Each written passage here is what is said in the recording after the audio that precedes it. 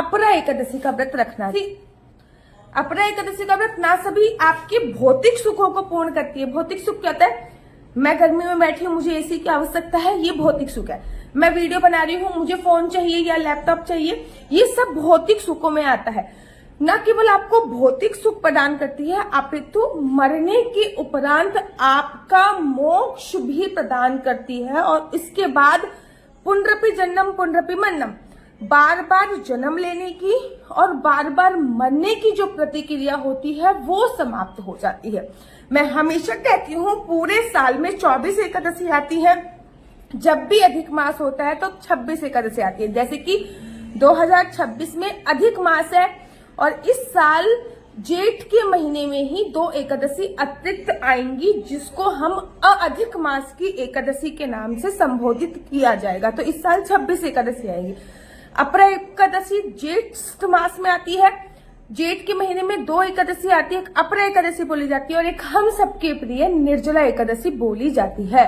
अब अपरा एकादशी या फिर कोई भी एकादशी का जो व्रत होता है वो त्रिदिवसीय व्रत की श्रेणी में आता है। 3 दिन तक व्रत नहीं रखना होता, 3 दिन तक व्रत के जो नियम होते हैं उनका पालन करना होता है। जैसे कि एकादशी से एक दिन पहले की जो तिथि होती है उसको दशमी तिथि बोलते हैं, एकादशी से एक दिन बाद की जो तिथि होती है उसको द्वादशी तिथि बोलते हैं। एक दिन पहले की जो दशमी तिथि है उसके कुछ नियम है, जैसे कि संपूर्णतः ब्रह्मचर्य का पालन करना, लहसुन प्याज मांस मदिरा का सेवन नहीं करना।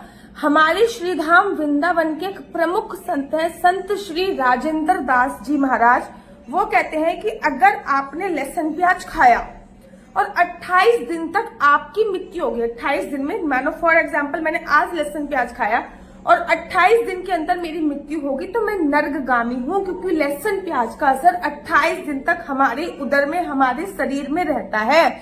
तो भाई कम से कम जो लोग भगवत प्रेमी है 28 दिन फॉलो नहीं कर सकते तो कम से कम एकादशी से एक दिन पहले एटलीस्ट दशमी तिथि पर लहसुन प्याज खाना बंद कर दो। दशमी तिथि पर मैं चावल खाने की भी मनाही करती हूँ, क्योंकि कभी कभी एकादशी दशमी तिथि की दोपहर से या फिर दशमी तिथि की सुबह सुबह 10 बजे से प्रारंभ होती है। ये अलग बात है कि एकादशी उदय तिथि के अनुसार हम लोग अगले दिन रखते हैं, इसलिए मैं दशमी तिथि पर चावल खाने की भी मनाही करती हूँ। सूर्यास्त के बाद मैं भोजन करने की भी मनाही करती हूँ, क्योंकि सूर्यास्त के बाद भोजन करना अर्थात भोजन हमारे उदर में ही पड़ा रहेगा। तो सूर्यास्त के बाद में अब कहते दीदी हम ऑफिस से 8 बजे आते हैं, 9 बजे आते हैं। जब हम ऑफिस से 8-9 बजे आ रहे हैं तो ये कैसे संभव है हम सूर्य अस्त से पहले भोजन कर लें? तो भैया अगर आप ऑफिस से 8-9 बजे आते हो तो फिर 8-9 बजे के बाद आप फलाहारी भोजन करो, जैसे कि कुट्टू के आटे की पूरी बना ली, घी की सब्जी बना ली, कद्दू की सब्जी बना ली, आलू की सब्जी बना ली या कुट्टू के आटे की रोटी बना ली। ये सारा फलाहारी भोजन में आता है। और या फिर फलाहार करके सो जाओ, दूध पी लिया, फल खा लिया और सो गए आराम से, ठीक है ना। एक रात नहीं खाओगे तो ऐसा नहीं कि शरीर चलेगा नहीं, शरीर में बहुत ऊर्जा होती है। संत श्री प्रेमानंद जी महाराज जी की परम शिष्य हैं रिंकू राजपूत, आप लोगों ने सुना होगा। एक दिन में वो इंसान 35 रोटी खाता था, 35 दिन में, क्योंकि वो फाइटर था तो एक दिन में 35 रोटी खाता था, ठीक है। अब जब वो प्रेमानंद जी महाराज जी के शिष्य बन गए, एक दिन में आधी रोटी खाते हैं, ठीक है। तो ऐसा नहीं है।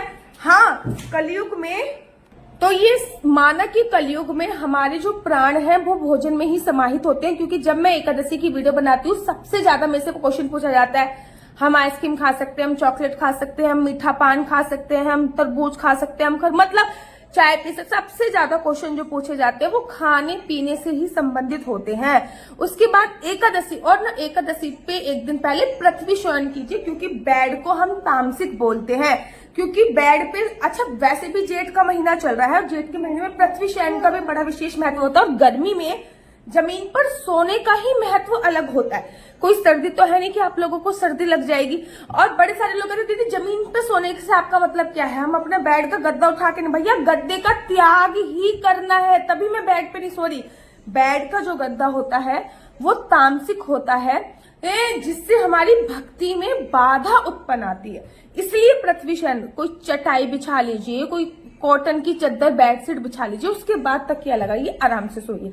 अगले दिन सुबह सुबह उठिए, पानी में गंगा जल डाल के स्नान कीजिए, गंगा जल हो गया, सप्त नदियों में से किसी भी नदी का जल हो गया, डाल के स्नान कीजिए। उसके बाद पीले रंग के वस्त्र पहनिए। मैं ये नहीं कहती कि नए वस्त्र पहनिए, लेकिन पीले रंग के वस्त्रों को मैं प्रधानता देती हूँ, क्योंकि भगवान श्री हरि विष्णु का जो पसंदीदा रंग था वो पीला रंग था।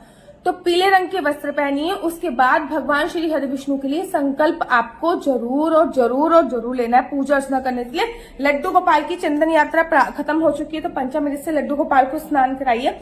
पंचामृत का सेवन आप व्रत में कर सकते हैं अगर आपका निर्जला व्रत नहीं है, क्योंकि निर्जला व्रत में तो कुछ भी नहीं खाएंगे, लेकिन पंचामृत आप तब खा सकते हैं अगर आपका निर्जला व्रत नहीं, तब पी सकते हैं। उसके बाद लड्डू गोपाल को स्नान करा के उनको पीले रंग के वस्त्र पहना दिए, उनके सामने एक जोत जला दिए। अब आपको संकल्प लेने की बारी है। याद रखो, संकल्प वैसे चावल से लिया जाता है, लेकिन एकादशी वाले दिन हम लोग चावल का उपयोग नहीं करते, इसलिए संकल्प में हम लोग एक लौंग, सुपारी, एक का सिक्का जरूर लेंगे। ओम ओम श्री विष्णु श्री विष्णु श्री विष्णु। मेरा नाम आशु चौहान है, मेरा गोत्र केमलक्ष्य, मेरा निवास स्थान श्री धाम वृंदावन है। आज मैं पूरी विधि विधान से अपना एकादशी का व्रत कर रही हूँ। यह व्रत मैं फलाहार खा के करूंगी। भगवान श्री हरि विष्णु मेरा यह व्रत संपूर्ण करने में मेरी सहायता करें। सिंपल से आपने व्रत रख लिया, पूजा कर ली। अब आपको क्या करना है, संकल्प लेने का। एकादशी की छोटी सी पुस्तक आती है, एकादशी की कथा पढ़ी। कथा पढ़ने के तत्पश्चात आप लोगों को भगवान का प्रिय भोग लगाना है। अब वैसे तो हर एकादशी पे भगवान को खीर का भोग लगाया जाता है, लेकिन अपरा एकादशी पे भगवान का विशेष तौर पे जो प्रिय भोग है वो है ककड़ी का भोग, खीरा ककड़ी। क्योंकि गर्मी में ना सबसे ज्यादा पानी जो होता है वो खीरे ककड़ी में होता है, तो गर्मी में ठंडी तासीरता प्रदान करने की भोग लगाई जाती है। तो खीरे ककड़ी का आप भोग लगाइए। इस टाइम पे खीरा ककड़ी बहुत पर्याप्त मात्रा में आया हुआ है। आपने खीरा ककड़ी का भोग लगाया, उसके बाद आरती करी, तुलसी माता के पास आ गए। तुलसी माता में एकादशी वाले दिन जल जरूर चढ़ाया जाता है। जो लोग जल नहीं चढ़ाते, भैया गर्मी में तुलसी मर जाएगी, आपकी सूख जाएगी। तो श्रीधाम वृंदावन में सभी लोग एकादशी पर तुलसी में जल चढ़ाते हैं, द्वादशी पर तुलसी में जल नहीं चढ़ाते। उसके बाद दीपक जलाया, तुलसी माता की पूजा अर्चना वंदना करी, तुलसी माता की परिक्रमा करी। पूरे दिन किसी की निंदा चुगली नहीं करनी, विष्णु सहस्त्र नाम का पाठ अवश्य सुनना है, न किसी की निंदा करनी न चुगली करनी, इस बात का ध्यान रखना है। याद रखो, एकादशी तिथि जो प्रारंभ हो रही है वो 12 तारीख से ही प्रारंभ हो रही है। 12 तारीख को दोपहर को 2:52 पर, ठीक है ना। 12 तारीख को दोपहर को 2:52 पर प्रारंभ हो रही है। खत्म जो हो रही है वो 13 तारीख को दोपहर को 1:30 बजे हो रही है। सूर्य उदय के साथ जो तिथि हमें प्राप्त हो रही है वो 13 तारीख बुधवार को प्राप्त हो रही है। तुलसी दल एकादशी पे तोड़ते नहीं है, इसलिए मंगलवार वाले दिन तुलसी दल तोड़ लीजिएगा। याद रखिएगा, एकादशी की विशेष पूजा अर्चना वंदना अगर हम लोग करते हैं तो सबसे बड़ा व्रत ये बोला जाता है, सबसे बड़ा व्रत होता है। तो एकादशी का व्रत 13 तारीख को रखा जाएगा। 14 तारीख को दिन बृहस्पतिवार को हम लोग एकादशी के व्रत का विश्राम करेंगे और हरिवासन